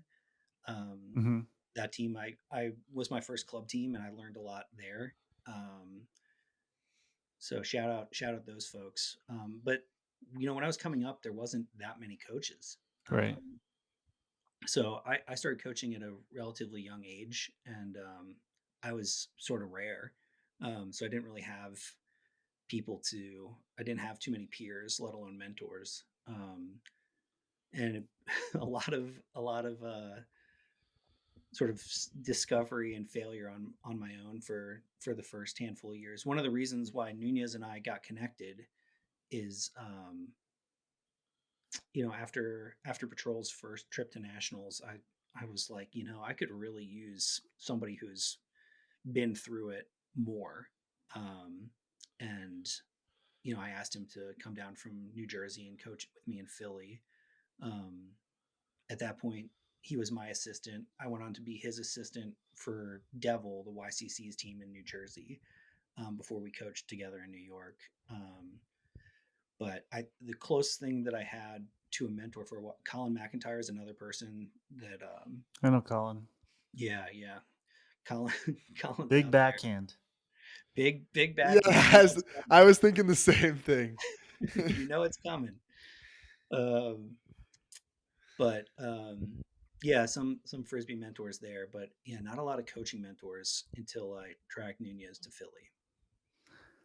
I had a similar beginning where I didn't really have many people to look up to in Iowa or learn from. But I'm as I've mentioned many times before in this podcast, 2019 having Bob Cryer come back to Mama Bird. Um, I played a little bit under him as well, but uh, just learned so much from him. And I don't know I don't know where I don't think I'd still be in the sport honestly if Bob hadn't come back to Bird in 2019. But I always do wonder where people learn some of these um, such insightful concepts, and it sounds like you are just so similar to me as well in terms of what we value. Um, and I struggled a lot, sort of being comfortable with that. I guess like I think when I was younger, I wanted to be harder on everybody. Kins, I don't remember if you were in school at the time because you may have taken the fall off. But Uh-huh. Quinn definitely remembers one fall evening when I like set this precedent of like, hey, everybody's got to be in the workout log by this time, and if you're not, it's not just on you for not being in there, but it's on your teammates for not getting you in there. And Oh God. I set up this elaborate thing, and long story short, Quinn, I don't, Kins, were you there that it I don't was think I like, was there physically. I mean, I remember the chronicles of the workout logs in college that My never really God. took off for yeah. the vast majority of the team. Quinn and many of his teammates ended up running 3270s. Saeed talks about that day so much, like at least a few times a year. Saeed brings up the infamous like 3070s day. The worst part about it was too is then we scrimmaged. We did sevens directly after it, and like nobody could even catch a disc because they were all just dead. I was furious. Yeah, But that's definitely it's not my personality. I don't think I'm going to get the most out of people trying to lead that way. Did you find so as I'm thinking through this, I didn't have many mentors, but I had a ton of like co-collaborators and Mhm. people that like I trusted, players and stuff, whispering my ears and talking through stuff with me and spending way too much time on phone calls and whatnot. Is that something you experienced when you were coming up?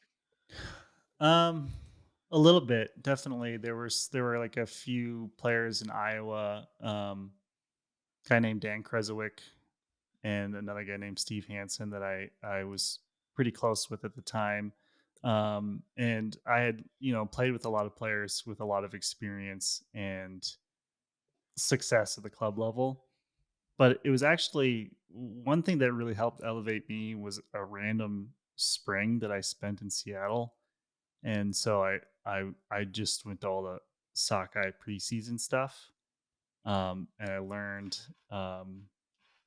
at the time it was like Mike Caldwell, Skip Sewell. I'm trying to remember who else was maybe at the top of the food chain in Seattle. Um, but I just kind of brought some of those concepts back to college women's, and we were already pretty good. We had already made nationals my first year and made quarters. But then just bringing in some club concepts to that level is a huge difference maker. Even if like me as a teacher like didn't know exactly how to implement them. And I think the other big benefit that I had as a coach is I was a nerd about fitness, so we were really fit as a college women's team because at that time my bandwidth was a little bit greater and I could actually teach people how to lift and how to train.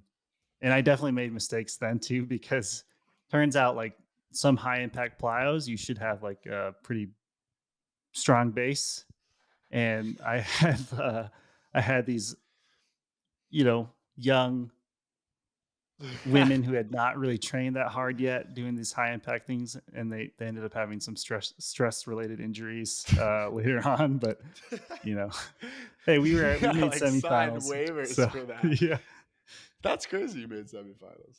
yeah, yeah. Speaking of original ideas, hey Charlie, whatever happened to that defense that we tried once on patrol, where like it was like sharks or something, and we would like let them. It was like half court defense. Yeah, I love that defense, and it just never worked. We couldn't. I think people would get scared. Are So we talking like what buzz bullets do, kind of? yeah, it was inspired by basketball and then the Buzz Bullets. For those unfamiliar, the Buzz Bullets are a team out of Japan, and one of the best teams in the world for a long time. But they tend to be undersized compared to North American opponents. And one of their tactics sometimes is they'll just pull it and then literally not guard anyone until midfield.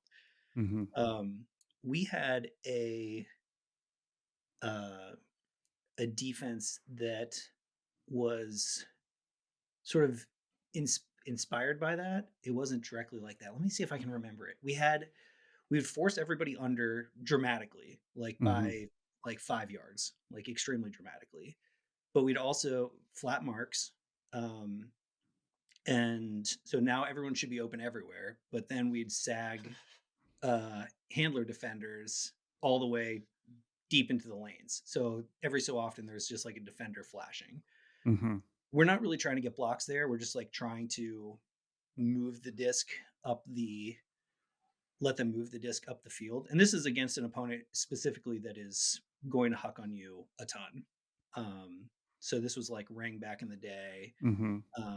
Maybe Chain, Condors, those sorts of teams where they just have like, a couple people with cannons and they're just willing to rip it. So you just give them a ton of unders, and about the brick mark, you push everyone dramatically out and try to make them score with an away shot with a short amount of range. So you're pushing them out by maybe a yard or two, which is pretty significantly pushing them out. It worked about 3 times ever. Um, and otherwise flamed out horribly. I think a lot of it is No people buy-in. yeah, it's a buy-in issue. I think that it would have worked. I'm convinced. I like the change of tempo in it. I think it'd be funny, like to be like playing like that, and then if you could get like a good flip of like this slow moving up the field, and then a hard like no under, then all of a sudden like maybe it could mess with some people. I think people were scared about literally giving 5 yards underneath, and so someone would inevitably bite on an under, which is not part of the plan, and then would get taken deep. So with that is a step beyond what the buzz bullets would do, and sometimes just pull and stand at the goal line, oh waiting yeah, for them to advance. Yeah, they did that in that 2016 game. yeah.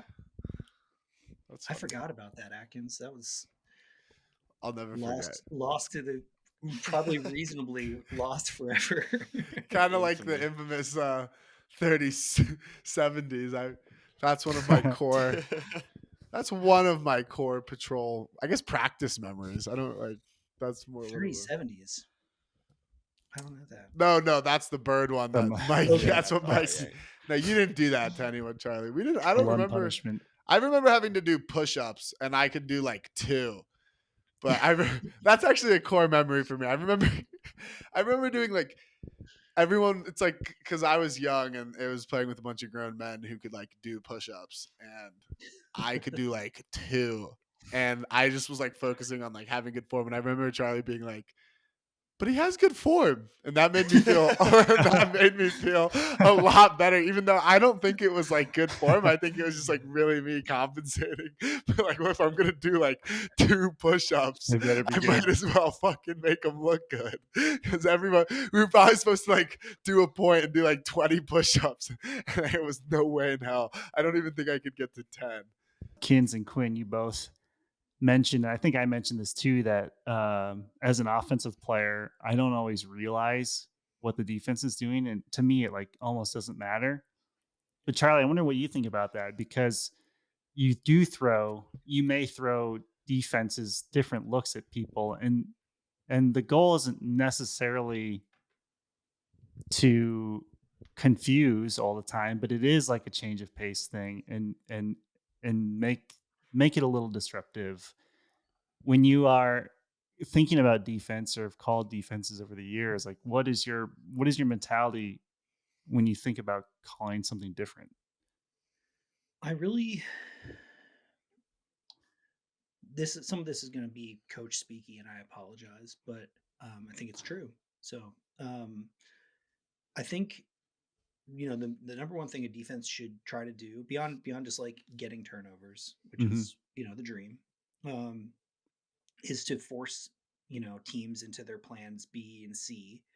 Um, Something that I think um, we've done really well in New York is make plan C or D feel more comfortable, and plans A and B really really hard.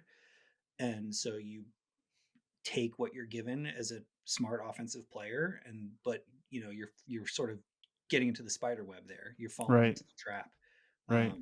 So it's comfortable for you to get you know whatever it is, a swing off to the sideline, but for us to like a downfield cutter or something, but for us that's exactly what we wanted, or whatever it Right. was, whatever thing it is. um, and then we clamp down from that position of strength for us. Right.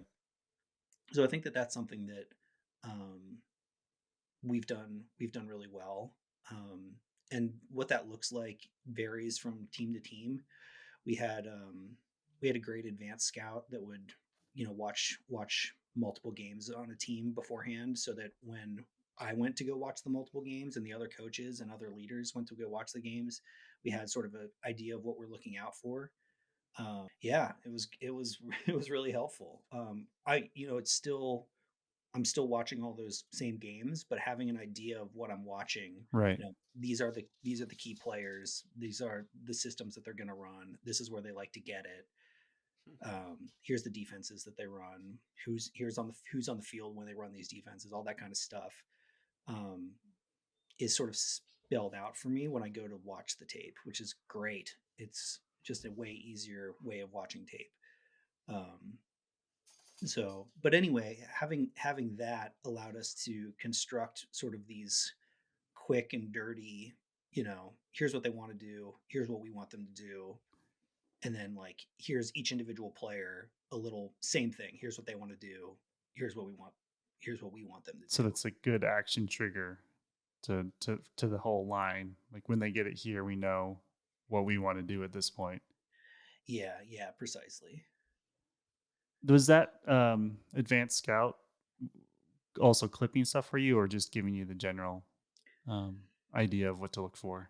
In this past year, we didn't have anybody clipping. In previous years, we had people editing the game at least down to um, O&D points, so you could just like sit and watch a Hmm. 15-minute clip with all the dead time cut out Hmm. of the Breeze's offense or something.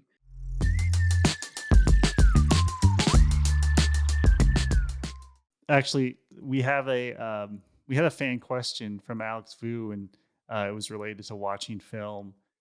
He asked for advice. He's a young player. I don't suppose, Charlie, you have any specific advice for someone at that age on what to look for when watching film? Yeah, when I talk to the college kids um, that are new to D3, they're almost all new to the sport. Um, I try to make sure that they go into watching the tape with a goal in mind of what they want to get out of it. Um, so if you're an individual watching tape, it's going to be really different than a coach preparing for an opponent. Hmm. Um, so, I would go in if I'm a handler and I want to learn handler movement. I'm picking, a handler or two that I'm just going to focus on just them and their movement and relative to where the disc moves and all that stuff. And I have a notebook and I'm just jotting down timestamps and little moves and whatever it is, drawing out little X's and O's, whatever's going to be helpful for me later. Even if I literally never look at that notebook again, the act of writing it down Sure. is really helps you ingrain that. Um, so I know that that's not, earth shattering stuff, but having a goal when you go into watching film is, I think, really, really important. How do It's a, you all? Everybody watches film so different. I would love to hear. Can we round robin that one? I would love to hear how people watch film. yeah. Yeah. Kins or Quinn, do you have a method? Yeah, I mean, it's similar. It depends on what I'm trying to get out of it. Like if I'm just going to watch frisbee, just to watch frisbee to kill time, whatever, I'm just mindlessly watching at that point. But um, I do like to pick specific players to watch and be like, hey, this guy does this thing really well. I'm gonna watch for that in the game and try to emulate that in my own game. And then I also will watch um, film and just watch myself, which is pretty weird to say, but like just watch myself and like see where maybe my game is breaking down or see where I'm doing something well and try to replicate the things that I'm doing Right. well. And if something's breaking down in my game, try to figure out why and watch myself that way and try to fix the holes that way. Real quick, I want to ask you, Hmm. um, with that in mind, when you this is a tangent question, but you made me think of it. Hmm. When you are trying to improve, do you find yourself more often trying to improve your floor to become more consistent, or do you find yourself trying to push your ceiling higher to, become more elite at a specific thing? Yeah, I mean, that's a really good question. So for me, I think it's mostly about floor when I'm watching film, for sure, when I'm trying to improve for me, because myself as a player, I like to have a high floor for like as a hybrid or whatever, in a lot of different aspects of my game. So it's trying to improve the floor on a lot of different things.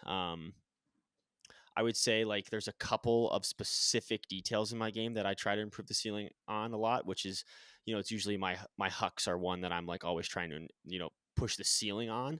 But most of my other stuff, I would say it's trying to improve the floor and make it a really, good part in my game.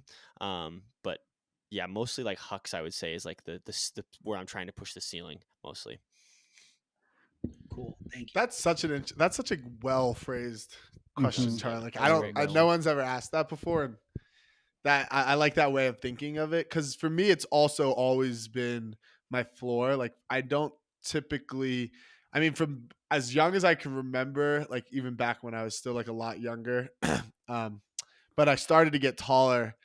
It was always like the first thing I always really focused on was trying to change direction and be like a little bit more agile, because as I got taller, like I knew that was going to be harder. So I wasn't focusing on like going up big and like that kind of stuff. It was always like, okay, I want to be able to like move a little bit quicker with like especially like foot speed and just like kind of move around, those kind of instances. And then in terms of the film, I think it also goes with the floor, because I don't know if it's just me being from Philly, but I like tend to super focus on the negative and what I'm not doing well. And so what I like to do is it's the same with I only watch myself. I don't really like I've never like intentionally really like gone and like watched other players and like tried to pick up on their things.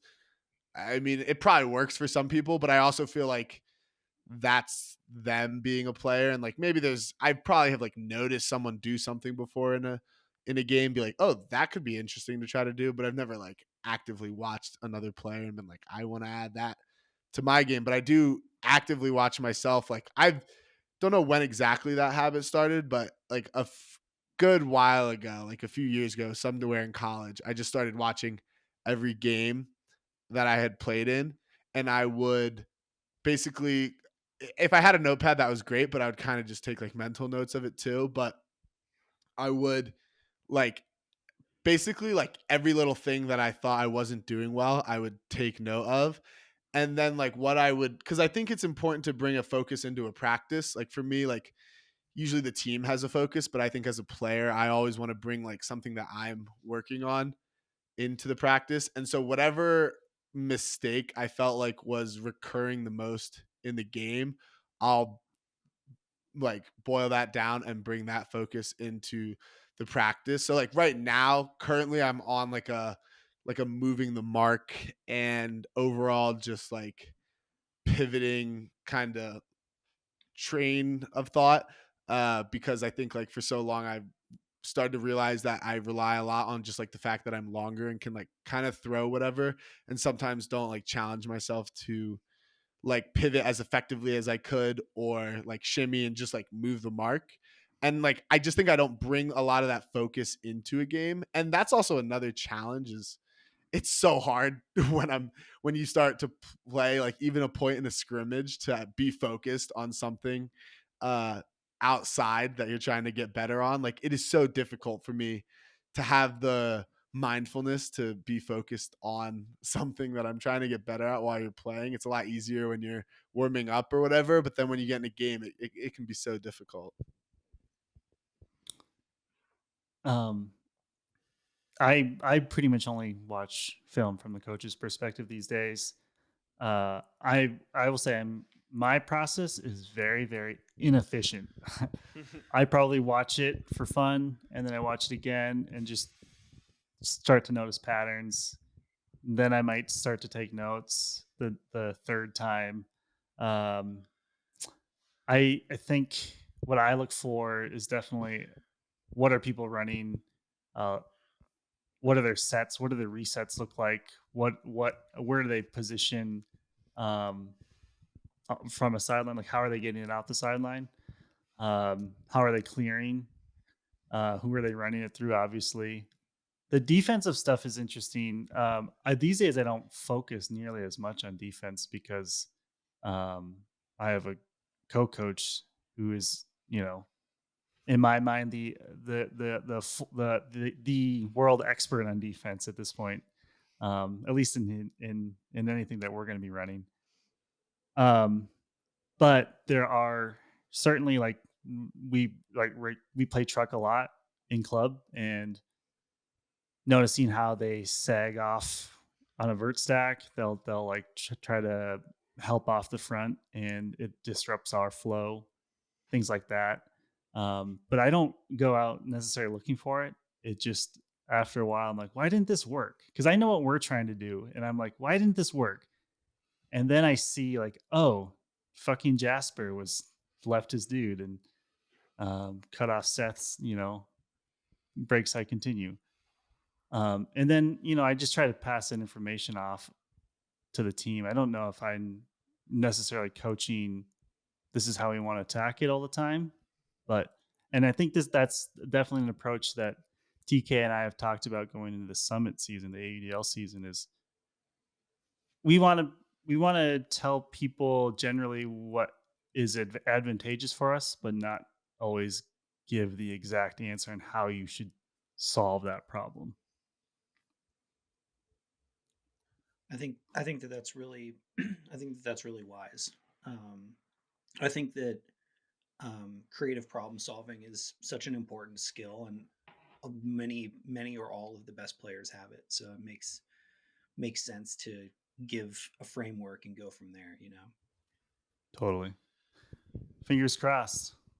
The other thought I have pertaining to like the floor versus ceiling question is that, like, you were just talking about how on defense you want to force them into like, their second and third option. And so I think like being able to be someone that can do a lot of things well will make you so much more effective on the field, because ideally you're going to go and do what your strengths are. But like, one, if you're playing an opponent that knows that, or two, just there's so many other circumstances that are going to rise where you have to do something else, that I think it's really important to be able to do everything. And the other thing that I always felt like growing up was like to be the most useful I could for a team. Like I wanted to be someone that could do kind of like whatever they wanted, So like whether it was like on offense, like being downfield or being around the disc or guarding different types of players and stuff.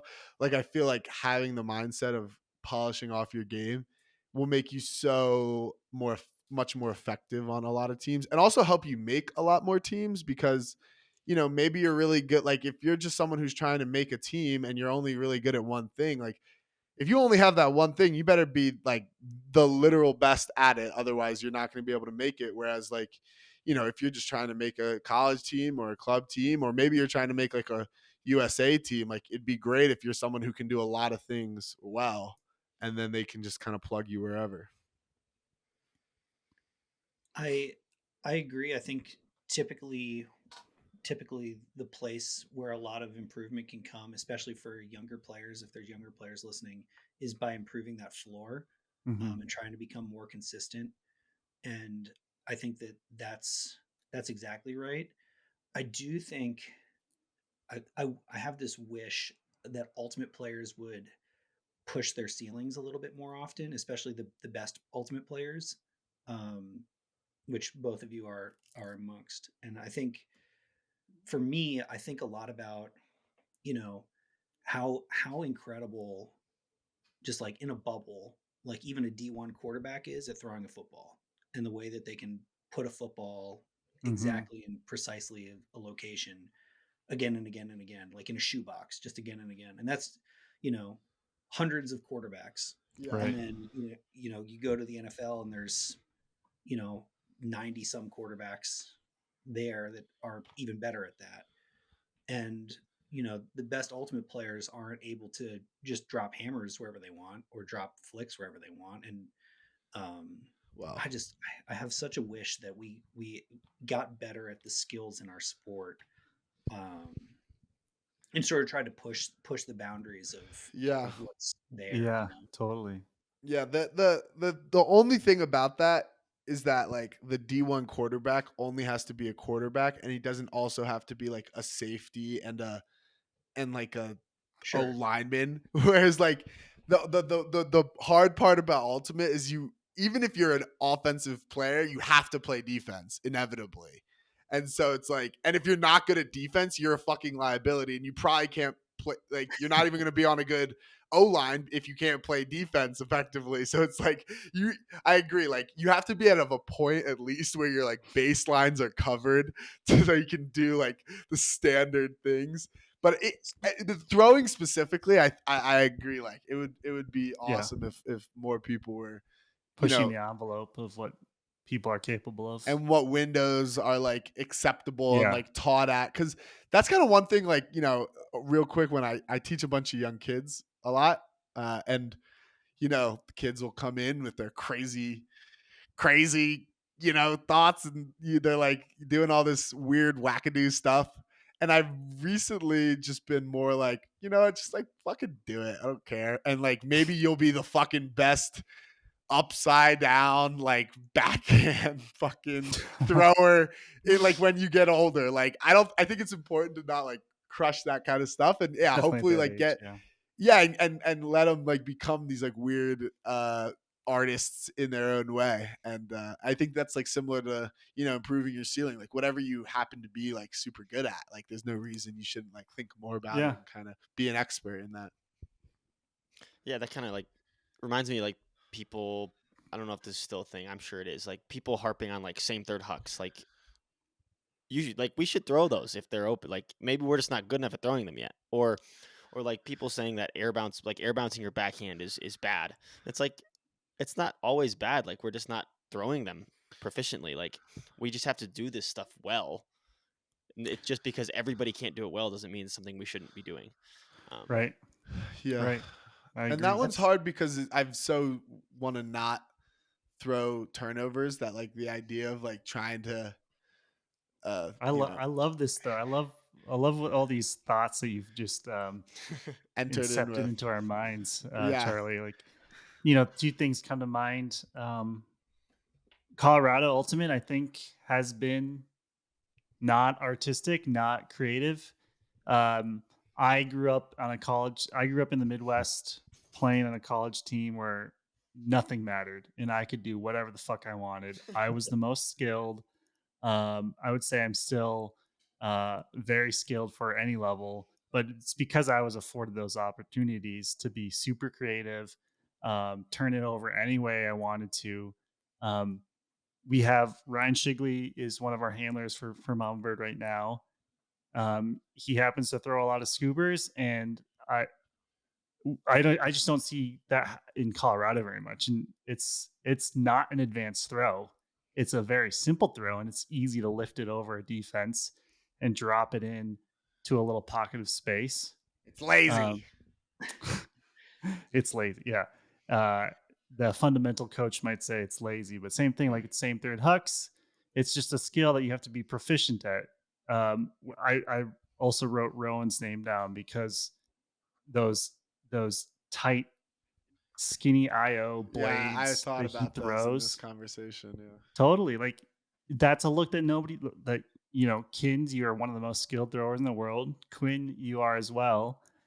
And those actually, I would say Quinn is more likely to hit that forehand window than you, Kins. Yeah.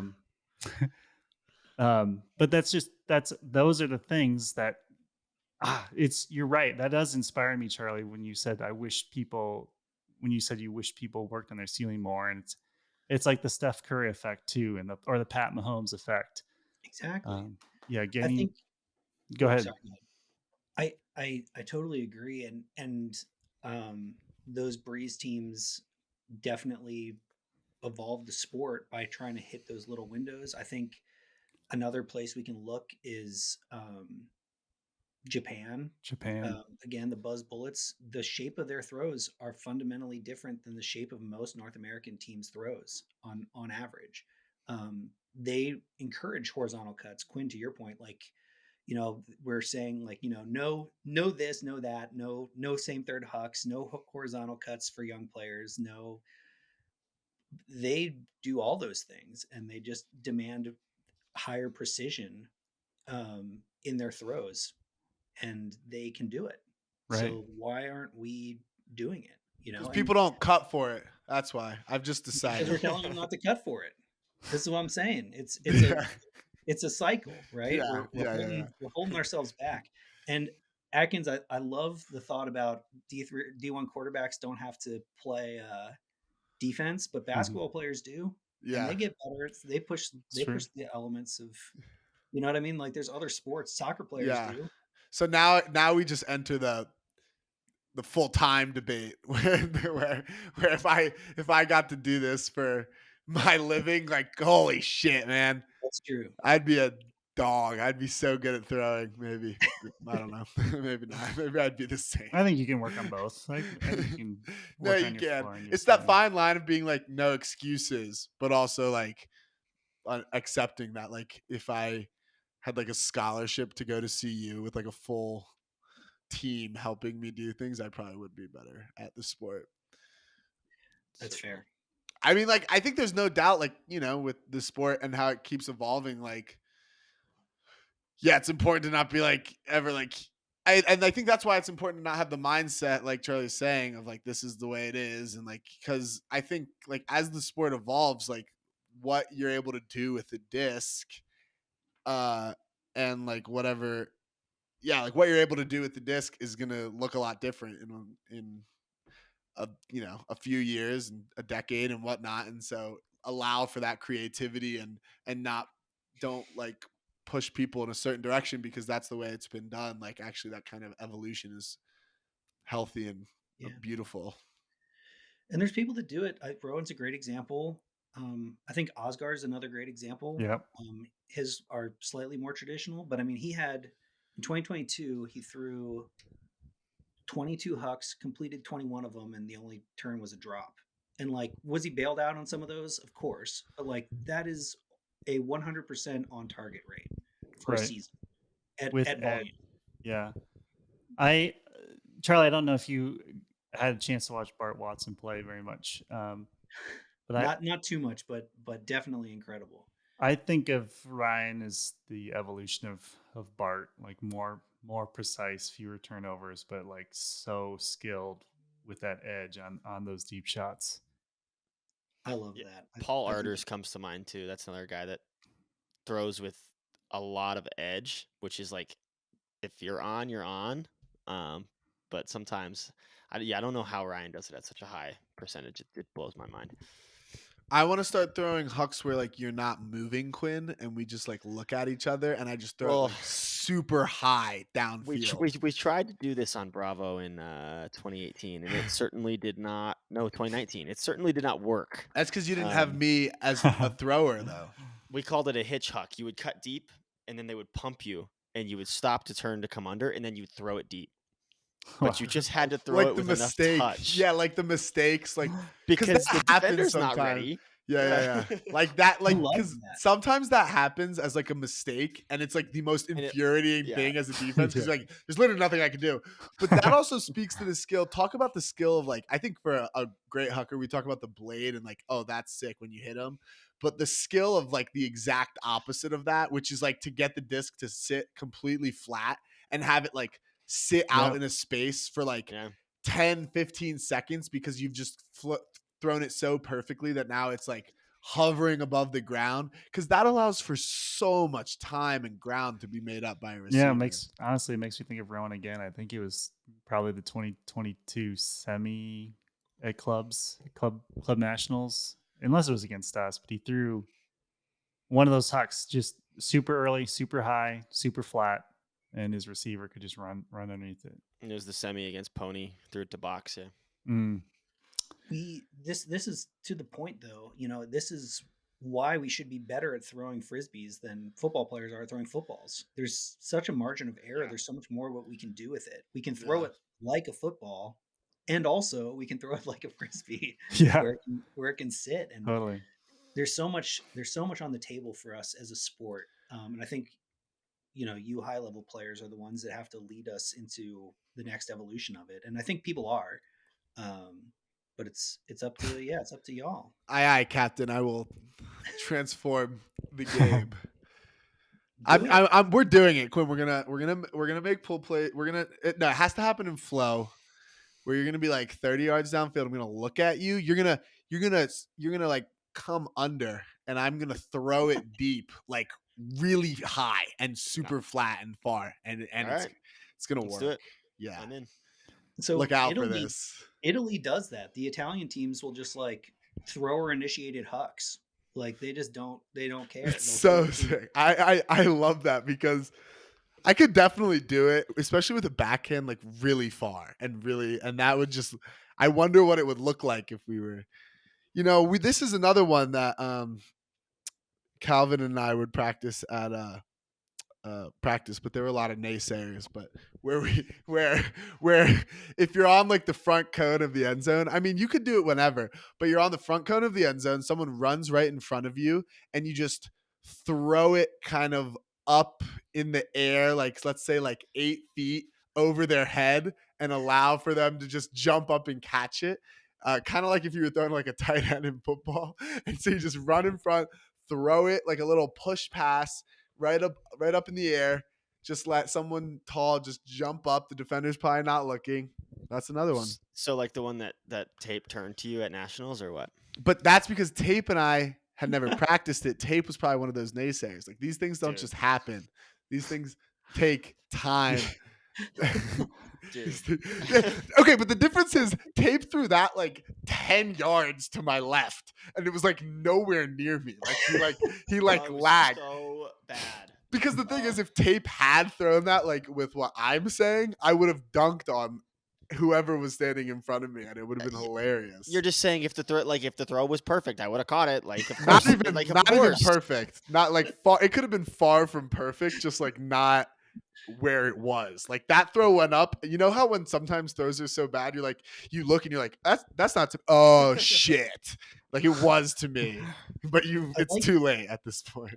I like the imagination and creativity there. I'm not sure if I'm on board with that one, but I said, well, I'll put you in the naysayers list, and you don't have the stock in it, but that's fine.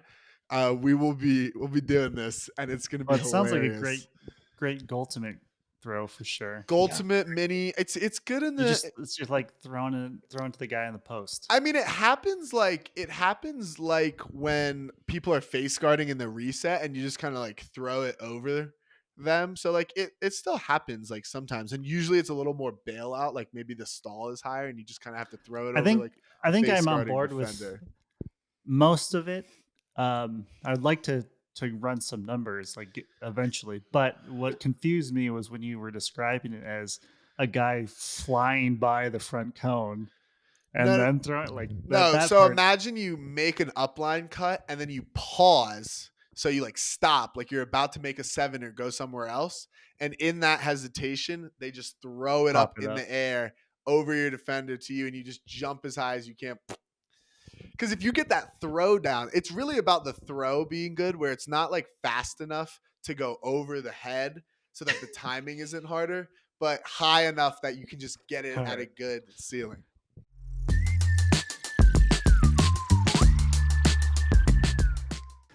But Just- Charlie, I want to ask you a couple final questions without keeping you for the rest of the evening.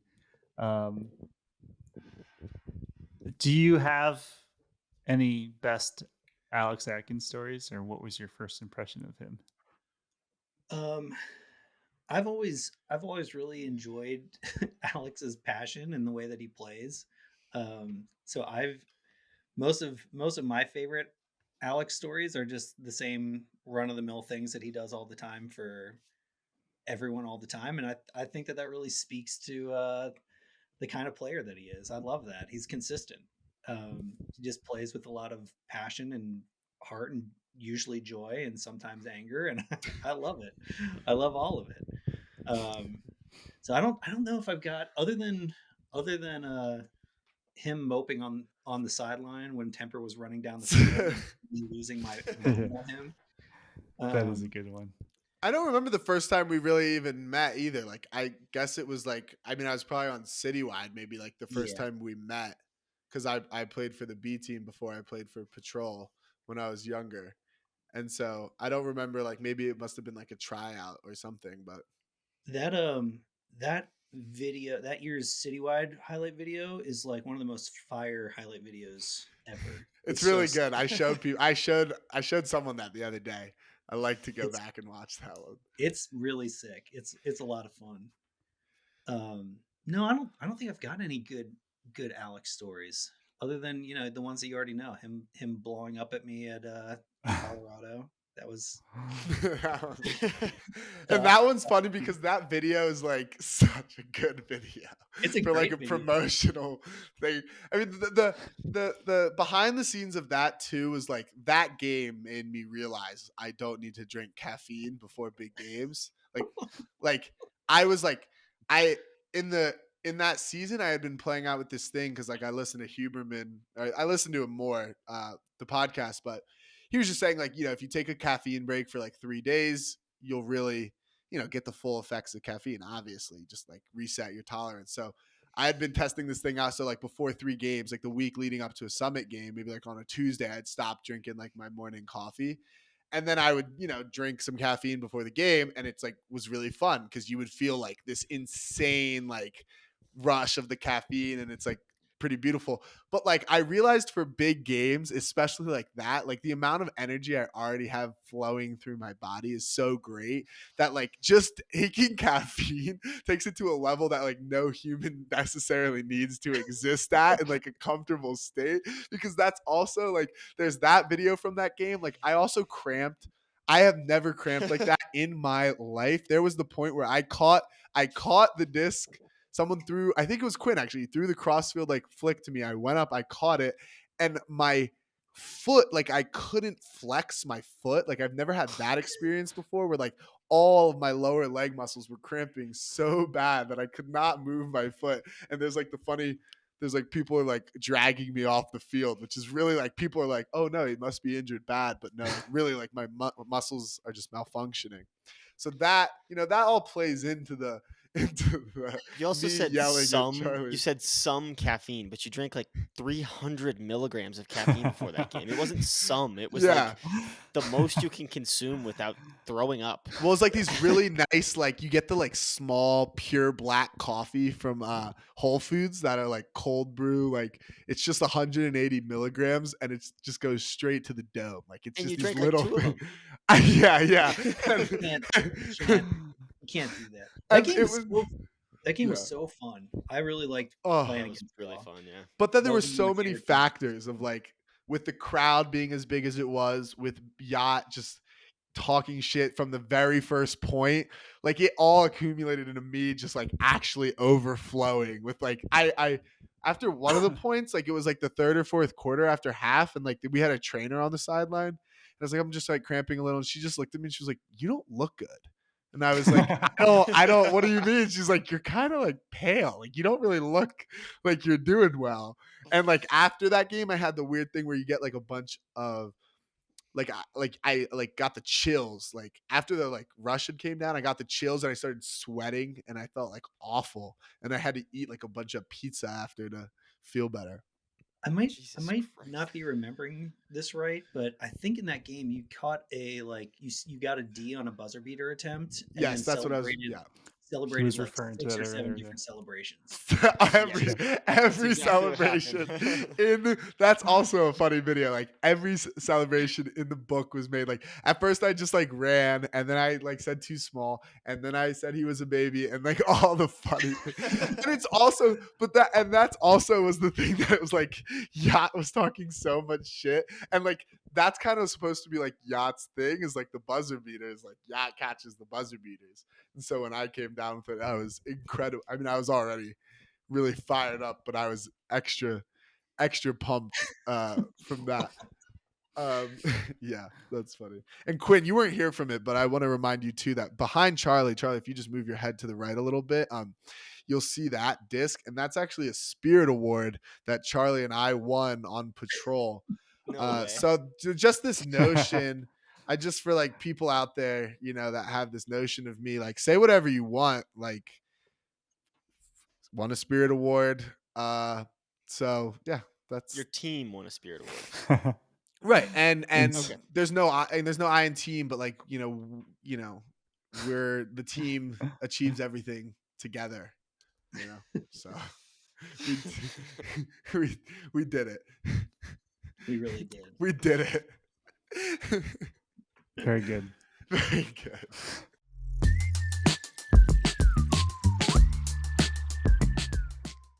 Quinn, do you got any finer things by chance? I could come up with one if we want to do one.